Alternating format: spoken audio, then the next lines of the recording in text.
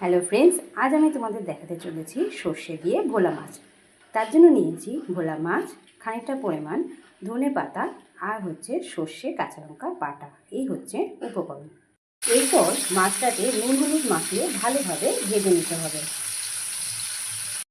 দেখতে পাচ্ছেন মাছটা ভাজা হয়ে গেছে।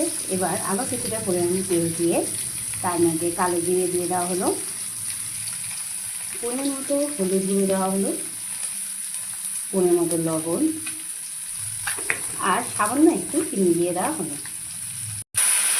এরপর পরিমাণ মতো জল দিয়ে দেওয়া হলো। এরপর যে সর্ষে আর কাঁচা লঙ্কাটা বেটে রেখেছিলাম সেটা দিয়ে দেওয়া হলো আর ধনেপাতা কুচিটা দেওয়া হলো। দেখতে পাচ্ছেন মাছটা প্রায় হয়েই এসছে। দেখতে পাচ্ছেন আমাদের সর্ষে দিয়ে ভোলা মাছ তৈরি। খুবই সুস্বাদু রেসিপি। যদি ভালো লেগে থাকে তো অবশ্যই বাড়িতে ট্রাই করে খাবেন। টাটা।